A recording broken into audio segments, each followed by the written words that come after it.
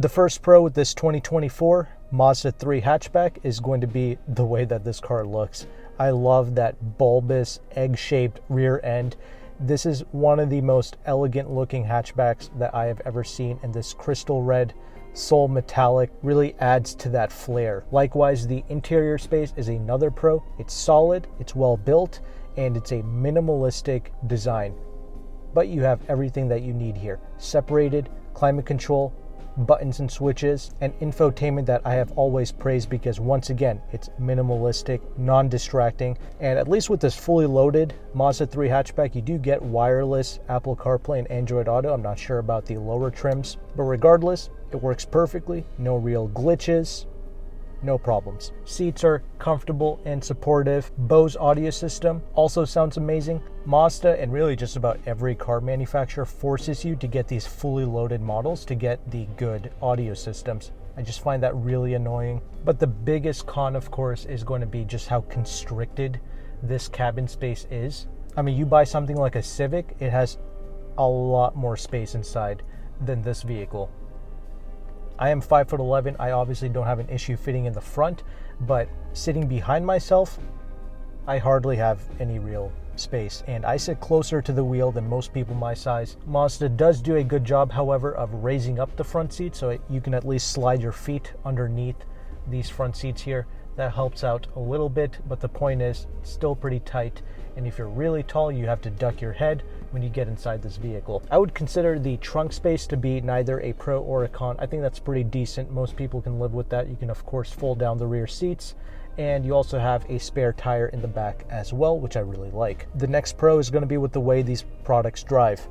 One of the things about Mazda is every one of their cars, they hit way above its weight class. They always exude this premium feel to them. There's nothing about driving this or sitting in this car that makes you feel like you're in a economy product. No, driving this feels like operating a entry-level Audi vehicle. It's smooth, it's refined, quiet, comfortable, great drivetrains. I like both the naturally aspirated four-cylinder along with these turbo engines. No problem with either one. I personally recommend going with the naturally aspirated engine for the better fuel economy.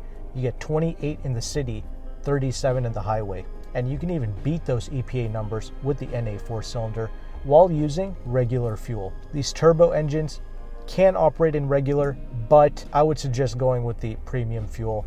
That's just what these types of engines like, and also you get more power, 250 horses, 320 pounds-feet of torque, but fuel economy drops to 23 city, 31 on the highway, which isn't terrible, but if you have a lead foot like me, then you're probably not going to be meeting those numbers. But anyway, good engines, good driving demeanor. I would say the only con I've noticed when driving this is a bit of torque steer when you're really pushing it, but it's okay because this car doesn't really promote any form of hardcore driving. I know this car looks spicy on paper, but really this is more like a luxury car more than a hot hatchback. So despite there being some torque steer, I'm okay with it. At least the stability at high speeds is good, and yeah, it's just overall satisfying, but for a different reason. Again, for those luxury aspects. The final pro that I want to mention with this Mazda 3 is going to be the pretty decent deals that Mazda has for these cars.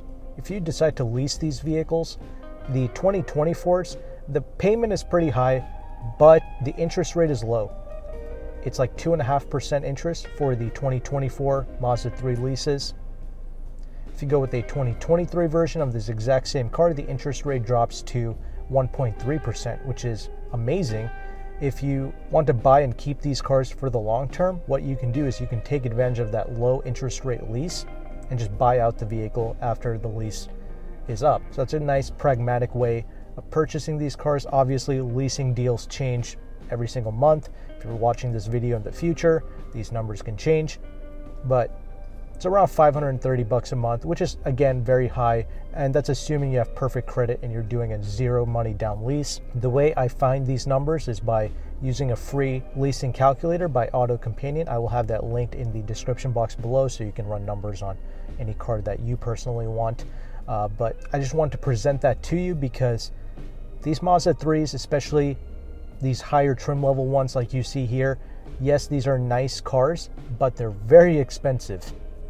It's really not the best value proposition in Mazda's lineup. This is more like an emotional purchase than a logical one. The Mazda CX-5 is truly the best value in Mazda's lineup, but for those who really like this car, I just want to show you how you can potentially save some money and get a lower interest rate by leasing this car for the first 3 years as opposed to just straight up financing it. But it's okay if you don't like leasing. I would just finance this for 36 months, pay it off as quickly as possible, and try to negotiate maybe 10% off MSRP, because again, these are expensive cars and really a niche product. So getting a good discount is going to help, and those leasing numbers that I quoted does reflect a 10% discount off of MSRP.